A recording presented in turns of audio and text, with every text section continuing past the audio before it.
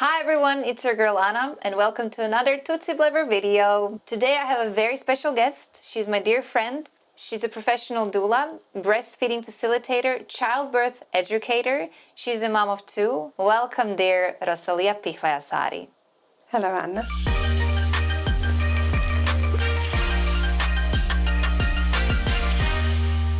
Welcome! Thank you for inviting me. I'm so happy because I wanted to make this video with you for 2.5 years now. Yes. Can you imagine 2.5 years? I think it's even longer since we've met. Yes. Do you want to say a little bit about yourself? Because there's so many things. Okay, so I'm Rosalia. I'm a half Italian, half South African person. I have 2 children, obviously. My children are adults, they're no longer babies. They're 24 and 21 years old, so they are definitely not in the category of little kids. I do miss the little kids though, yeah. But I've been a birth doula for 22 years. I started out in 2003, exactly when I fell pregnant with my daughter. So my journey started with the pregnancy and it's still going on today. I'm also a bereavement doula, so I support through grief and loss as well during childbirth or at any stage of the pregnancy and thereafter. I don't work as a death doula, but I am also a death doula, so I do support people through their own death upcoming or the death of a loved one that is passing for whatever reason. Yeah, I do a lot of things, but everything that I'm doing currently is revolving around being pregnant and birthing and postpartum with everything that comes with that. Can you tell me more about what is doula? So a doula would be a childbirth companion, and what that means is it's somebody that is coming alongside someone who's pregnant or a family that's expecting a child, a couple together, and giving information, giving support, ear to listen. Sometimes I'm holding space for people during their pregnancy, depending on what's going on. Of course, it's a very broad description, but basically I am a support person through the pregnancy and specifically through the birthing process as well and into the immediate postpartum, which is straight away after the baby is born and within that first month after the birth. So it's a knowledgeable person that has seen the process before, that has been through it before, has also done relevant studies along the way to accommodate new evidence that comes up, new knowledge that comes up. But it's also based on the length of the experience of watching people giving birth and learning what is normal, what is not normal, what can be done to facilitate, when is it time to do absolutely nothing at all. So it is a lay person, so usually not a medical professional, let's say. Although even midwives and nurses and other professionals can become doulas.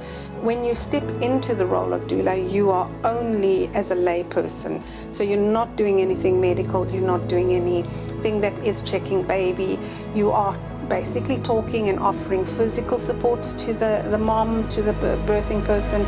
You're offering emotional support, psychological support, spiritual support if that's what they need. So it's more in the other realms of support rather than medical support and medical information stuff. Mm-hmm. Even though I do give medical information in terms of childbirth education classes where I'm preparing couples to understand the physiology of birth and the complications that can arise and what can be done in those situations.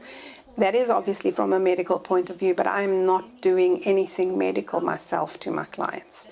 The tools that I have available to me are usually things that I've learned along the way that are accompanying the birthing process. So they are an add-on to everything else that would be medicalized. Yeah. All the herbs that I work with, I use them in various ways, either for health and well-being. I use them as teas or as sitz baths, even bath times for babies that are needing a little bit of help to fall asleep. And sometimes ceremonially we use them when we're doing the closing ceremonies as well. So yes, I love to pick herbs. I like to use herbs and grow them. So this is all of my herbs that I have over here. And then of course I sell some things as well that I package. I have sitz baths for postpartum for recovery. They're also really great for people who are suffering with hemorrhoids. I have the Sleepy Baby Bath Time herbs, which help when babies are young and they're needing to sleep, and the herbs are very soft on the skin. Then I have dandelion and milk thistle leaf teas, and further down there I also have the other teas for the pregnancy as well.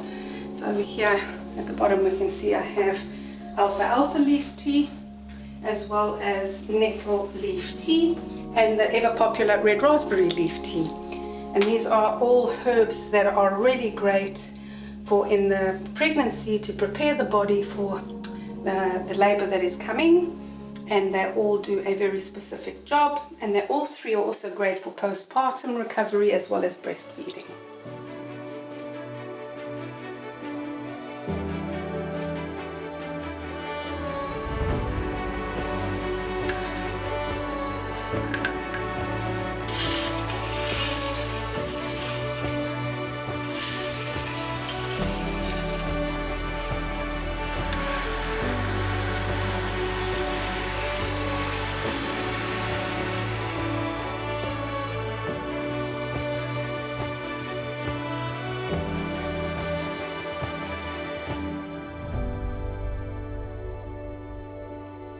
But you do have a big role in the actual birth, because I've been there, you've been there with me.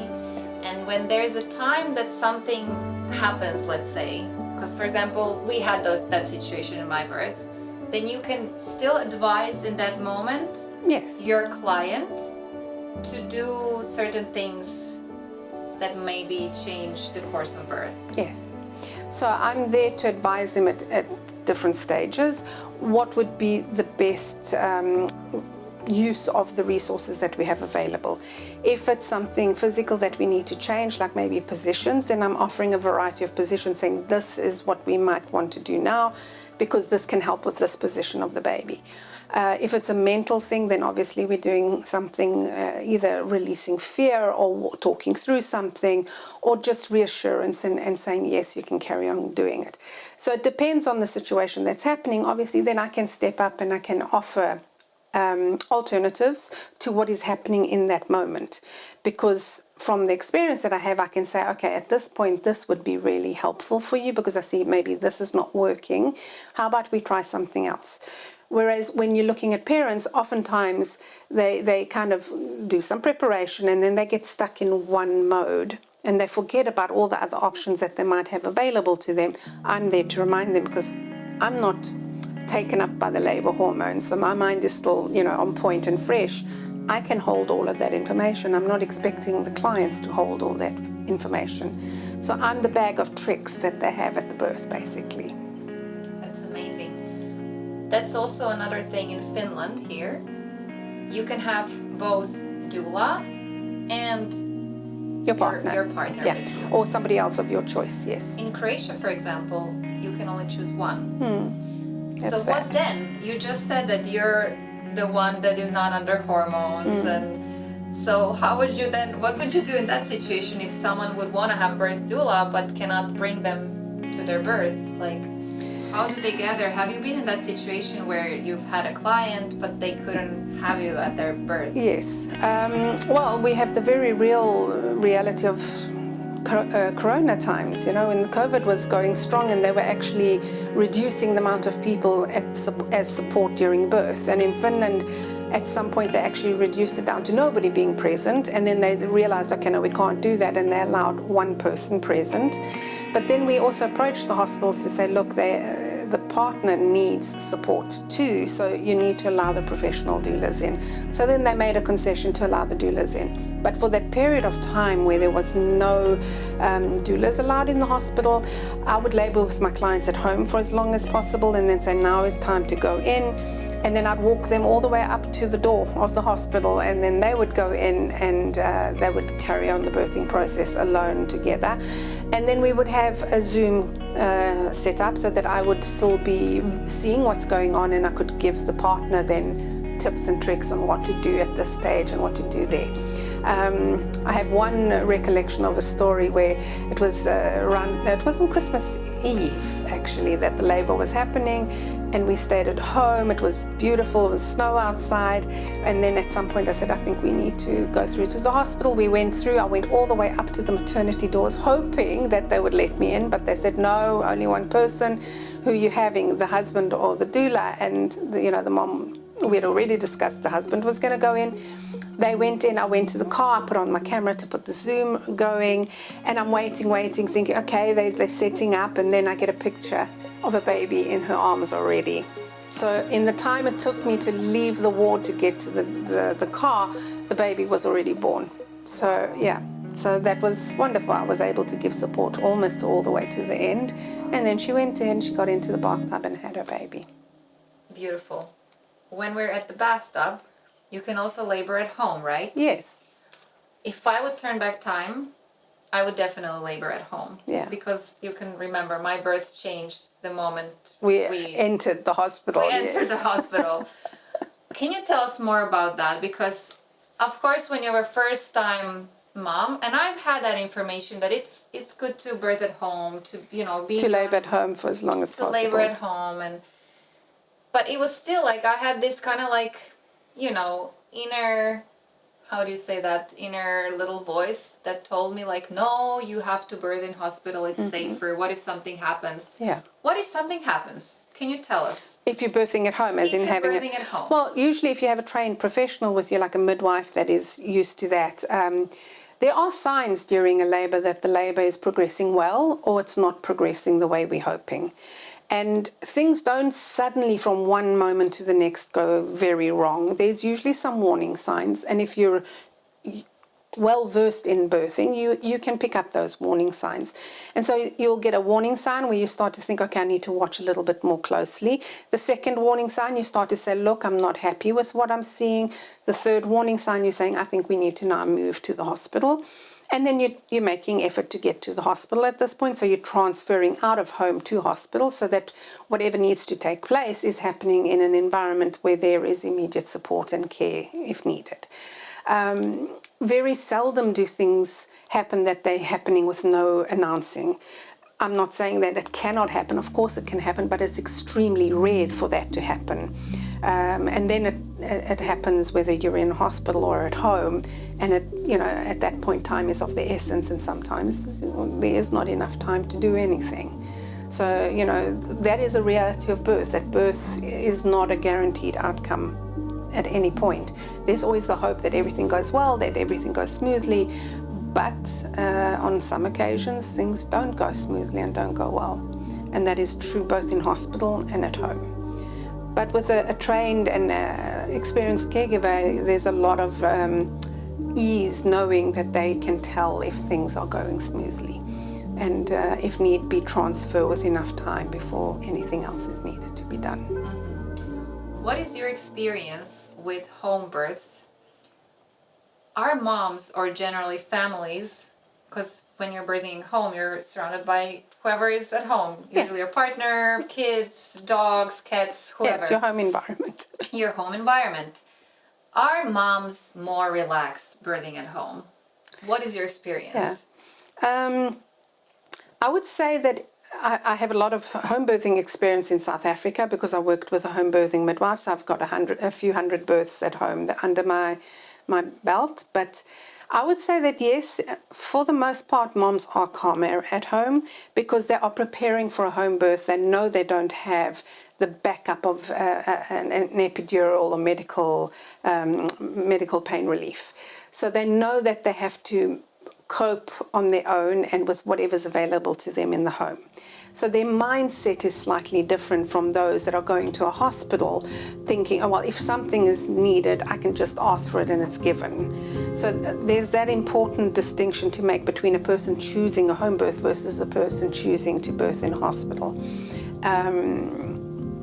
You don't have that safety net to catch you at home. If you need more, you have to transfer to the hospital to get more. And many people might not want to do that, so then they will either learn coping techniques that will help them during the birth.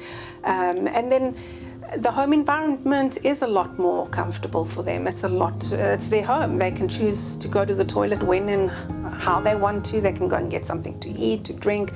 They move around. If they want solitude, they go to another room. They don't have to ask permission in their own home environment. Whereas the moment you move out of the home into another environment, whether it's a birth center or a hospital birth or, some other place, you are in someone else's space. So you are naturally feeling out of your own element. And that does have an impact on the labor itself. It can also slow down the labor. It can also stop the hormones, obviously. So, yeah, it can affect what is happening. And we have to allow for some time where the labor can regress a little bit so that we wait it out until the labor picks up again and continues. So this is one of the reasons why people are advised to stay home for as long as possible before going to the hospital, so that the labor is really well established and that the setback is not too big. If you're leaving home too early, what can happen is that the labor can slow down to the point that it might even stop. And that would then require you to go back home. So some people might not, be ready for that kind of scenario. And then this is where we hear people talking about very long, drawn-out labors because they stop starting, or the body just never gets going because it's flooded with the wrong hormones instead of the birthing hormones that will help the labor to progress forward. How did you end up in Finland? I think like many foreign people, they have a Finnish partner. Yes. Exactly. So I met my husband in South Africa, and he was raised in South Africa from when he was about 5. His parents moved from Finland to South Africa. So in many ways he is South African, but of course he's Finnish. He speaks Finnish. His parents raised him with the Finnish ideals. So in many ways he's, the best part of both worlds. When we decided to come here 11 years ago in 2014, my kids were small. They were 10 and 12, and they were starting to want to have a little bit more freedom. And in the country that we were living in, their birth country and my birth country, it was not the safest place to be, and you cannot allow for your kids to be out of your eye range. And so we realized that they would not have the kind of freedom that I had known as a child, growing up in Italy as well, and having safety. So we decided to change it up and look to move somewhere else. And of course the first thing that came up was, well, we can go to Europe. And we had the choice of Italy and Finland. Italy would have been a much harder place to find a job or work, or even to create my job there because of the birthing philosophy in the country. A lot of people go straight for cesarean birth, highly medicated births, and also again, people cannot afford maybe to pay for certain services. So it would have been a lot harder. So the desire then was to come to Finland. There was also my passion to become a midwife. So I came to Finland to study nursing so that I could then become a midwife. I graduated as a nurse, and then I did not continue. I stayed a doula for very specific reasons, so that I could better serve my clients and have the freedom to offer the information that I find relevant for them, that is evidence-based on current evidence that is available. Whereas if I'm in the system, I would have to, be a little bit more obedient to the system rules, and those don't always serve birthing people in the best possible way. Love it. Thank you.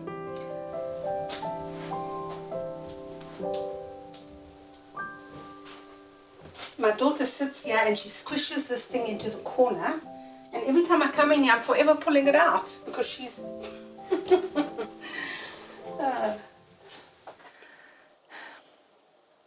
How is it different to be doula in Finland versus somewhere else?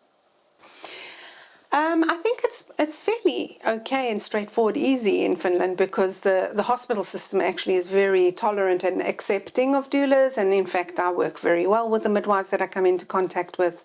They're always happy to see me because in some way I'm alleviating slightly the burden that they have of looking after the clients. It gives them a little bit more freedom for the other people in their care, so they know that, okay, this lady, she's been taken care of. This family here has got support. We can concentrate on another family maybe that doesn't have a doula and doesn't have as much support. And so I haven't had any hardships as a doula in Finland. Of course, when I first arrived, I had no Finnish, and I was living at the time in a typically Finnish-speaking town.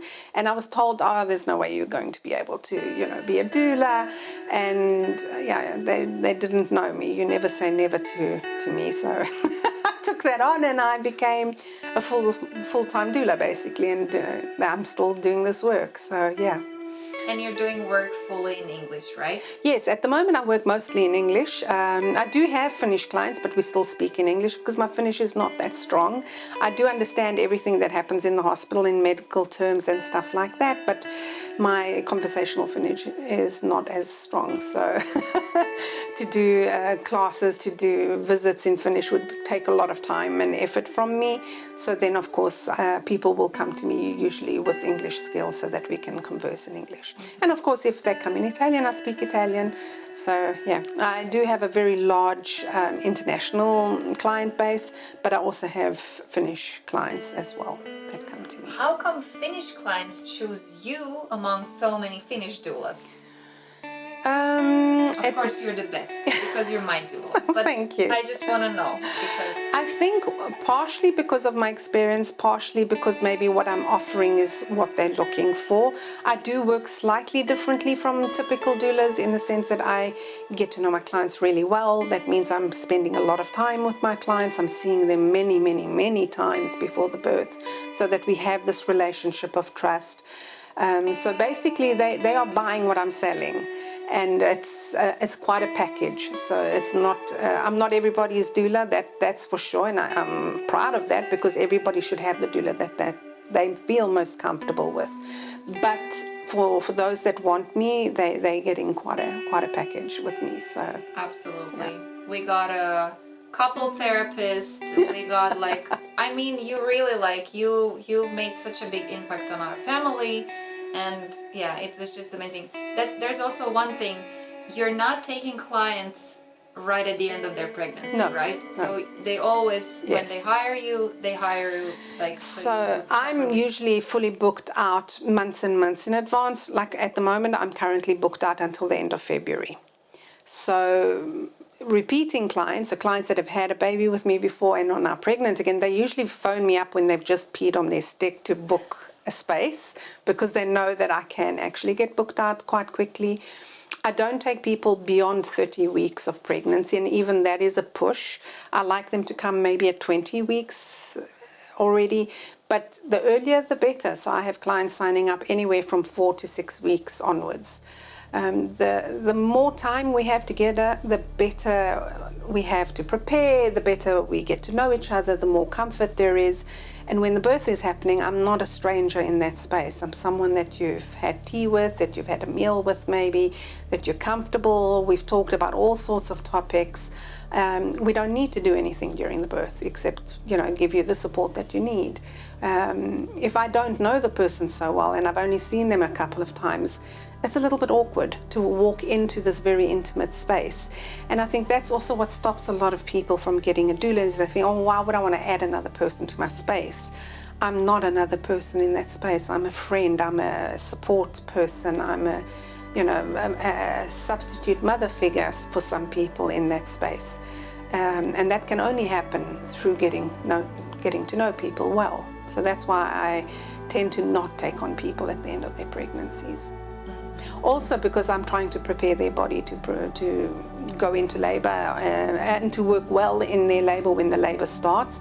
So I do nutritional preparation, and that starts already from during the pregnancy, but more precisely from 36 weeks onwards.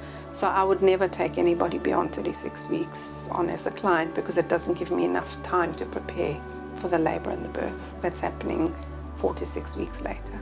How about partners? For the partners, it's really, really important that they are involved in the pregnancy as well, in the preparation for the birth, in the education for the birth, because they need to be involved. They are the other half of the birthing person, basically.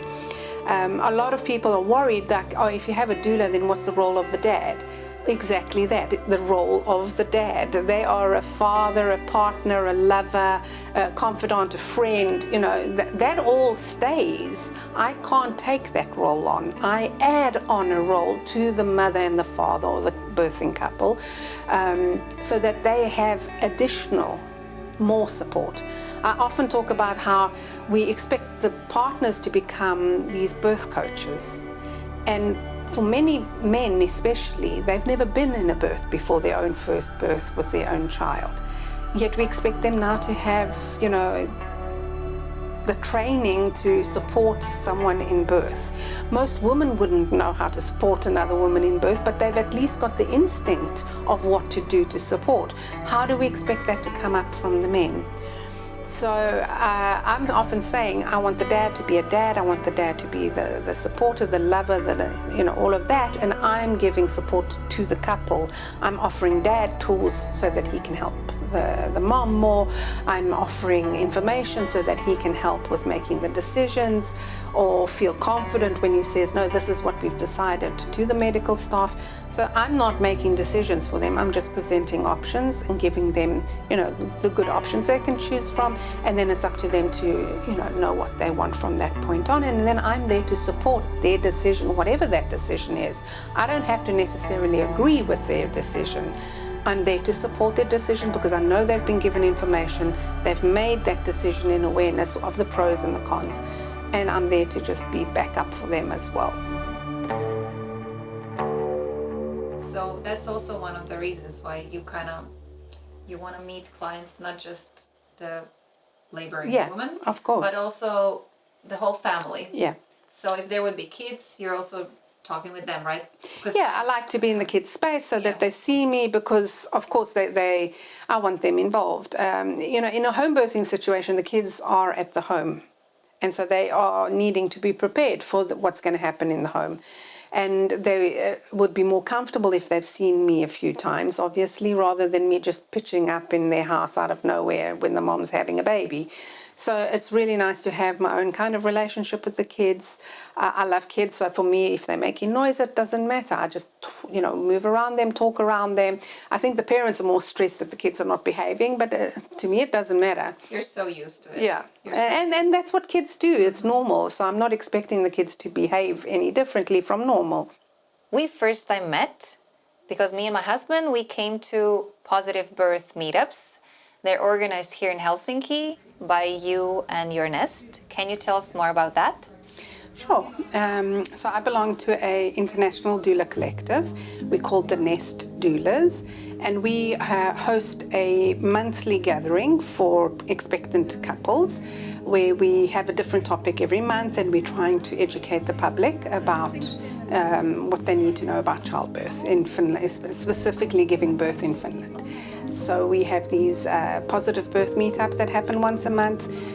Couples come together and we discuss the topic, and that's where you and I met with Yanni as well.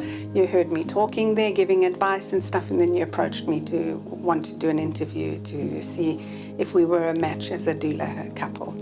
And so, yeah, that's what we do.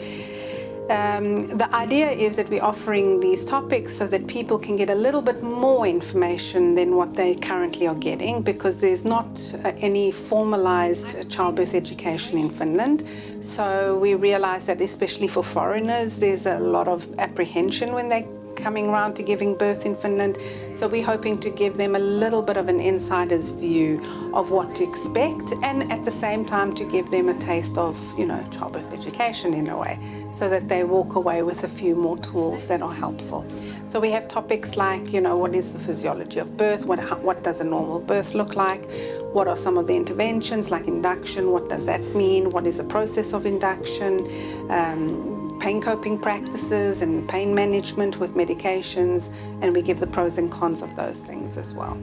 I remember when we first time arrived there, I think I was maybe like 9-10 weeks pregnant, because I found out that I was pregnant when I was 8 weeks pregnant, yes. So about 2 months. And right after we found out about the sessions that you're holding, and I remember Yanni being like, oh my God, do you have to go? I don't feel comfortable. And I kind of pushed him, please, let's just try it once. there was a huge shift. After the session, Yanni was like, we need to have doula, we need to hire doula. I love Rosalia, let's contact her. And that's basically what we did. We contacted you and Yeah. yeah, and I'm so happy with it. But there was a huge shift, especially in him. I knew right away I want to have doula. I don't know how I would do this, but I think I even recall when during the session he asked a question and he said, I know nothing, and everything I've heard here just tells me just how little I know. I need to know more. And that's partially, I think, what also motivated him to want to do more, because he realized, wow, I've learned so much in this 2 hours here of stuff that I'd never heard about, and I realized how out of depth I am. So yeah. And we actually did learn so much just in these sessions, but it's just immense amount of knowledge and support and everything else. It's just so hard to describe how much we've gained just by hiring you. Oh, no, really, like still to this day we're like, that's probably one of the best investments we've ever made as adults. Yeah. Hiring you as doula. That is something I've heard a lot from clients, where they in the beginning think, oh wow, okay, it's quite an investment to put into myself, into ourselves, and then afterwards I often get either that it was the best investment or they would have paid even more to have what they got.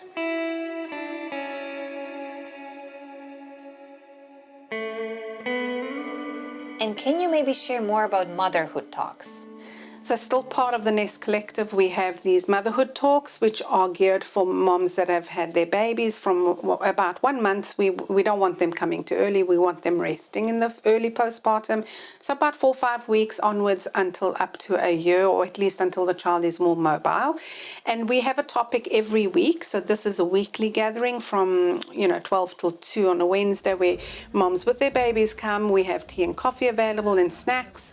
And we have a topic and we discuss the topic as a group. So it's not about me teaching anything, even though I'm offering a lot of advice and a lot of information and resources, but it's more about having the moms talking in the group so that they're all listening to each other as well, to normalize some of the stuff that they're feeling so that they don't feel so alone going through what they're going through. We generally pick quite meaty subjects so that we are addressing things that people don't talk about often. Like last week we had, what are the changes in the body after giving birth that nobody talks about. So we were really covered things that, people don't talk about, and they were saying, oh, I didn't realize that everybody else is going through this, or maybe half the room is going through this. And that makes moms feel more accepted, more normalized, and also if they're feeling a little bit marginalized, they're finding a peer support group that is ready for them and listening to them, and they listen to others. It's a beautiful place where moms then make also friendships that go on after the 1 year, where they then have children of similar ages with people around them. Yeah, that's exactly, you've said it all. Yeah. But that's exactly the experience that I've had as a mom in postpartum. And no matter how hard it was, how cold it was, how dark it was, that was the one thing I didn't want to miss. Even if I couldn't get to, Neville appointment or whatever. But Motherhood Talks was just one thing that I didn't want to miss. I gained so much support, and I felt seen and understood and held by you doulas. That's the whole point, is to give a space that is there for the moms. Yes. Yeah. Just recently, I was talking with one mom who has a small baby here in Helsinki, and I was suggesting her to go to Motherhood Talks because I had such a, I gained massive amount of support there.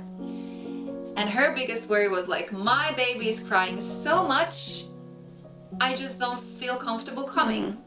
Can you maybe tell something to these kind of, because moms have all this kind of like, oh, how am I going to be there with the baby? I have to change them, I have to feed them. So the moms do what the moms need to do. So if they need to change their baby, if they need to feed their baby, however they're feeding their baby, that's acceptable. We don't have any ground rules. The only ground rule we have is that when someone's talking, we allow them to finish talking before adding our own piece.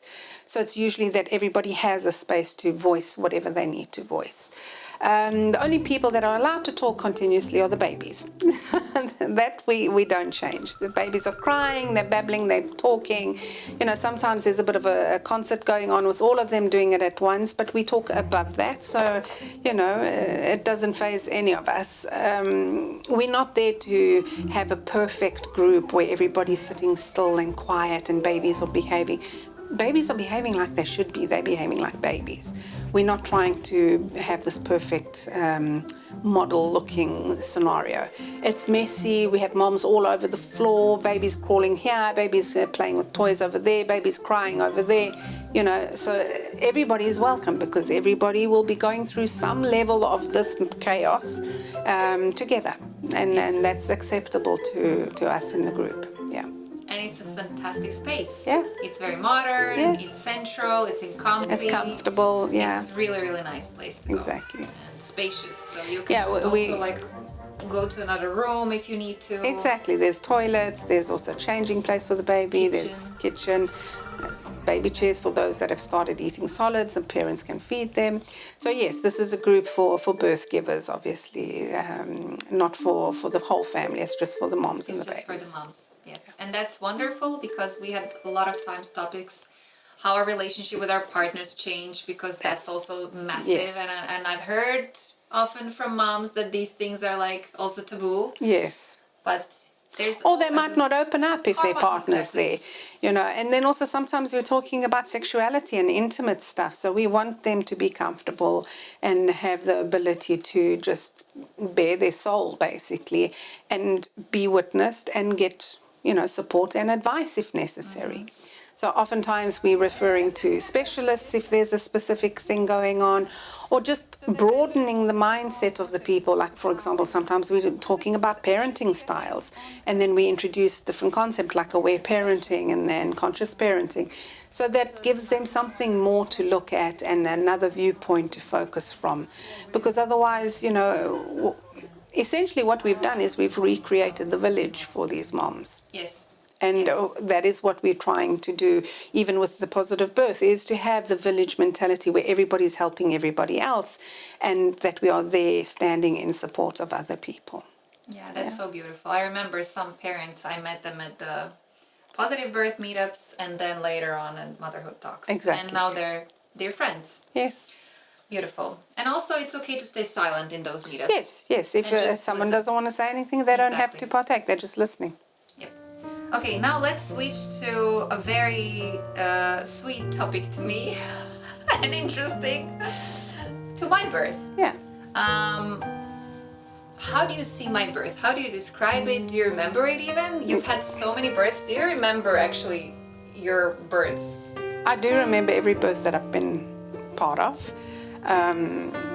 That is partially because I have such a profound relationship with the clients that it's not easy not to remember the highlights of the birth, obviously. I mean, I won't remember minute by minute, but the big events, the highlights, the overall feeling of that birth I carry with me still today. I mean, I still remember the first birth I went to, for example, and the 10th and the 20th and so forth. Your birth, obviously, we've spoken before about this, but your birth also stands out because of how we had that beautiful home connection where everything was flowing beautifully, and then it became more intense. So we realized, okay, we've got a drive of 1 hour to get to the hospital that you were birthing at, so we needed to leave. Along the way, it became even more urgent that we needed to get to the hospital. Things had picked up and was kind of barreling forward quite strongly. And at one point I remember accelerating in the car, and I think that your husband behind us was thinking, what's going on? Why are they going faster? And we arrived at the hospital, and I was confident we'd get to the hospital in time because you're a first-time mom, so I knew it wasn't going to happen just quickly.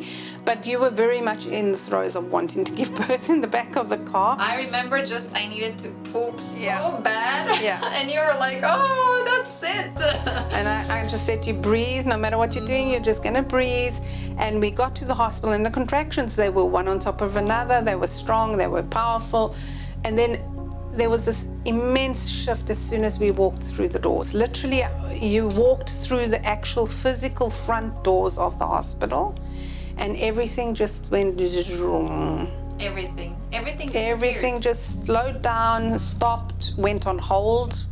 We went up to the ward and we were taken in, and you had declined to have the vaginal exam, so we had no clue what was going on.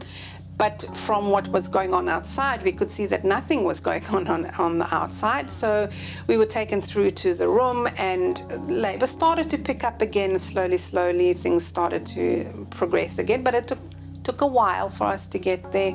And then, things started picking up even more. And then we had this moment where I do believe your little one decided to rotate, because I think her position had changed when we walked into the hospital. And as she rotated, you were in a lot of pain, and your reaction then triggered your husband's reaction. He went into fear at that moment, thinking something terrible was happening, and I was trying to explain, no, this is normal, we are helping her. But it did leave him with a lasting impression of that moment, obviously, that he still carries to this day. And then once we had that under control, then the labor continued and went forward. So even though we were hoping for a different kind of pace to the labor, I can say that definitely in your case, the hospital was not maybe the best environment for you. Absolutely. I think had you chosen a home birth with a midwife coming to the house, you would have possibly had your baby a lot earlier than when we did have her eventually. And I think it probably was because I've had so many difficulties with my pregnancy, and I was maybe not supported in the way that I should have been by medical staff throughout the journey. And maybe subconsciously, because I didn't have, at the moment when I entered the hospital, I didn't have that feeling that, it was subconscious. It was totally subconscious. But that's the point of a laboring person, is if you don't feel safe for whatever, you don't have to intellectually justify it. You just have to feel it. And the body will go straight away into fight or flight and say, this is not a safe place for me to give birth. I need to check out, can I trust this space? And of course it will put the brakes on and say, let's check it out, let's see what's going on. And once it's determined, yes, this is a good enough or a safe enough place, then the labor will pick up and continue. But that takes time, and we were in the right place to allow that to happen naturally. I think in many other places they would have tried to force the issue forward in a much more strong handed way. So we were definitely in the right place for it, to just unfold a little bit more on its own without having to push too much from the outside. I felt like I had a beautiful birth. It was a very powerful birth. It was a powerful birth. It was a very powerful birth. It was very intense. As it should be. It was like 6 hours of non-stop contraction or something like that. It was very intense. But it was a beautiful birth, because I've had you, I was prepared, and I had really good staff during the birth. Yes, we had really nice people Linda, the midwife. Yes. I still Yes. remember her as an angel there with you. Yes. 2 angels were like right next to me. We had really great people helping out. And I mean, I remember just as you'd given birth, you were smiling from ear to ear. You were so happy, and Yanni was still, oh my God. And I said to him, look, she's okay. Look, she's smiling. She's fine. And he was like, how can she be smiling? I said, because she's okay. I think he maybe thought I would die, because I think maybe I've said it even during the birth. I don't know. Yeah, I mean, when that moment when the baby was shifting and you were in such agony and you're screaming, for him it was something desperately wrong is happening. And, for him, he went into that state of panic and, I can't fix this, I don't know how to make this better. But you took him out, right? Yes, we took a moment to kind of just take a breather so that he could decompress, and then he came back in after that, yes. Yeah.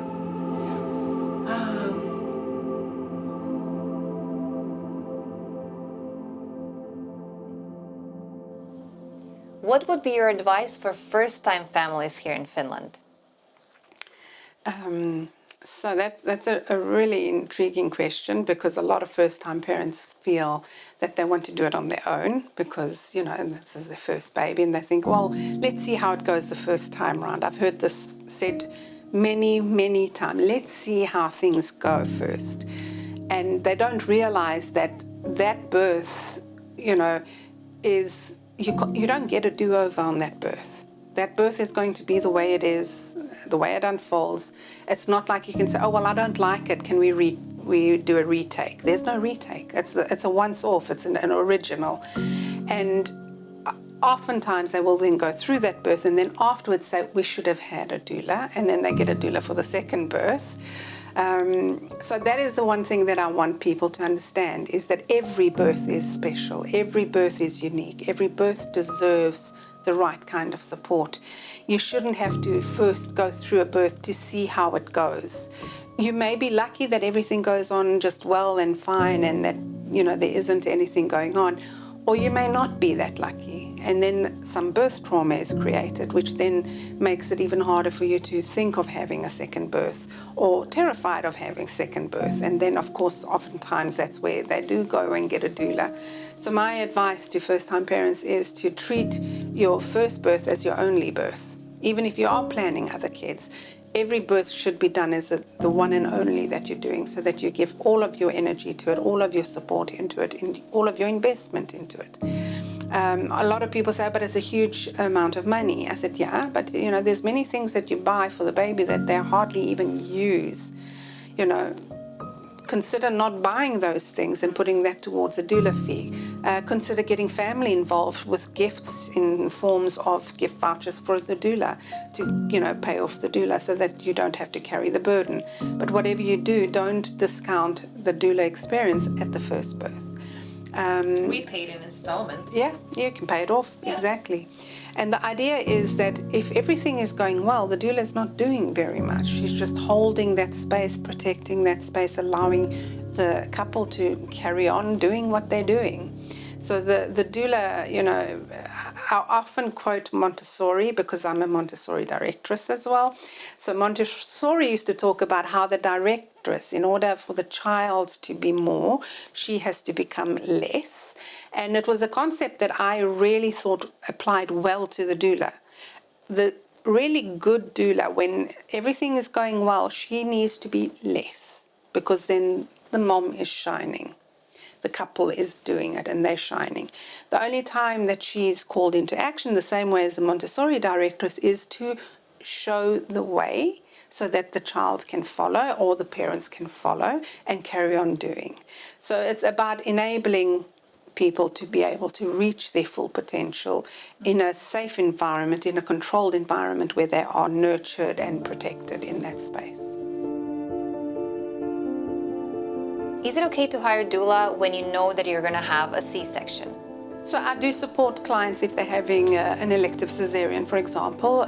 In Finland, it's a bit tricky because they only allow one support person into the theatre if the mom is having an elective cesarean. So usually the partner will go, but I'm there beforehand, waiting for them to go in, and then I'm there to receive them when they're coming out of the theatre.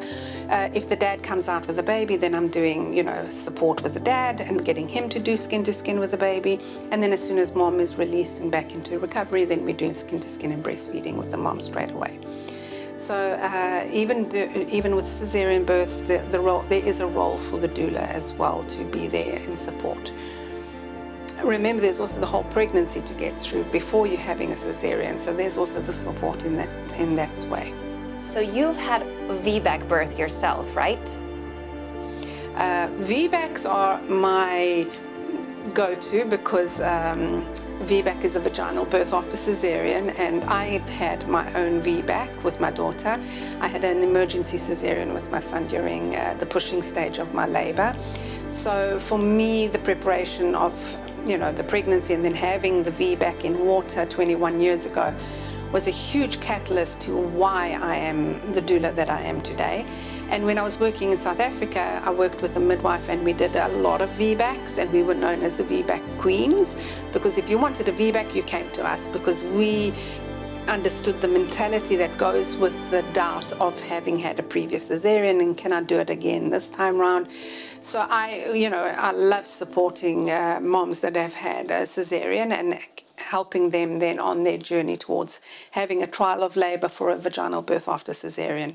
And then when they succeed, we all get to really rejoice in how powerful her body is, because her body was never broken, and the proof is in the pudding. Yeah. And that led me to another question. Why did you become doula? Now when you started, maybe you can just share a bit. Yeah. And we can... I grew up always wanting to be in this birthing space. My family is a family of midwives, so that was also very strongly present amongst my aunts and my cousins.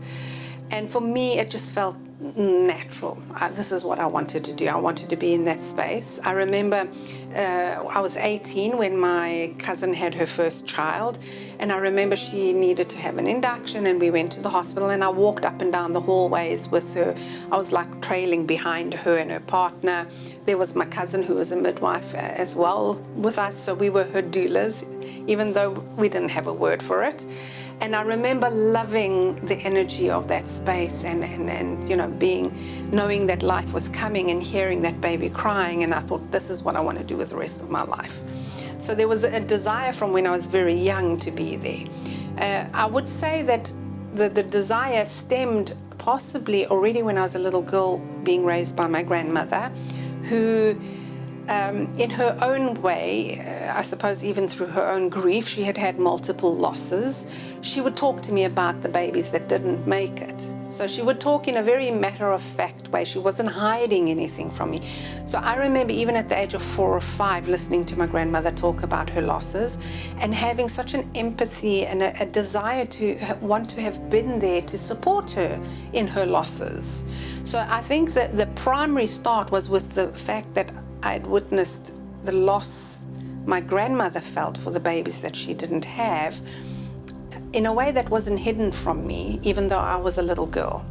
So I grew up with an awareness that birth meant life and death. So in the Italian culture, or at least in the area that I'm from, death is not something that we hide from. So whether it's death of a baby or death of an old person, you witness this, you talk about this, it's openly shared. And that then informed me going forward how I wanted to be there for people that were giving birth, or if in a tragedy that they were giving birth to a dead baby, I would also want to be there. So that is where the bereavement also started to come in, and the death doula work also came in when I was sitting with people, adult people that were passing away. And when I was married to my husband, I'd had my son, and I was a little bit in between, not knowing what to do. My mother-in-law read an article, and it was an article talking about doulas, and it was the very first time this was coming to South Africa. And she brought me the article and said, I think you need to apply. I think you need to do this. And I read the article. I thought, yes, if I can't be a midwife, I can do this. So I applied, and I was accepted into the first training of doulas. And that was it. Then I fell pregnant at the same time my doula training started. So I was, training as a doula as I went through my pregnancy, preparing for my very own VBAC. And so a lot of the stuff that I absorbed in that training, the books that I read, really influenced me deeply.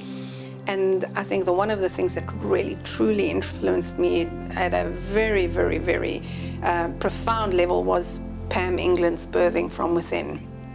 To such extent that I actually went to the States to go and do all of her workshops, the level 1 and level 2 of Birthing from Within.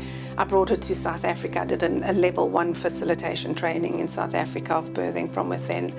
Yeah, so, wow. And I still today carry that with me in everything that I do as a doula and as a childbirth educator. So, did you just succeed in your VBAC? Yes. With your daughter? Yes, I had a water birth. Wow. Yeah. So that was a big success. It was. I felt like Superwoman. And that's what made me feel every woman giving birth should feel like they have done the impossible, that they are Superwoman. But also Cesarean is... Yes. A lot of people kind of feel that a cesarean is the easy way out. There's nothing easy about a cesarean birth. There's nothing straightforward about it. Yes, it's maybe on a day that you know when it's happening. That's about the only thing you have control over. But there's a journey into having a cesarean birth as well. It is still the birth of the baby. It is still the birth of parents. The mother, the father have to awaken in that moment. So there is a journey there also, and we can't discount it down as saying, oh, well, it's the easy way. That's not. Thank you. I'm gonna you. come and hug you if that's okay. Yeah, sure. Oh, thank you. I love you so much. Oh, I love you too. I love all my clients. Because I get the best clients. Yes, you do. This is the bottom line, is that my clients are the best because, so how can I not love them? I often talk about how I fall in love with my clients because as I get to know them, I see their vulnerabilities, I see their dreams, their aspirations, their hopes, and it does make you fall in love with people a little bit. Thank you so much for today. Well, thank you for taking the time to interview me. Always. Great.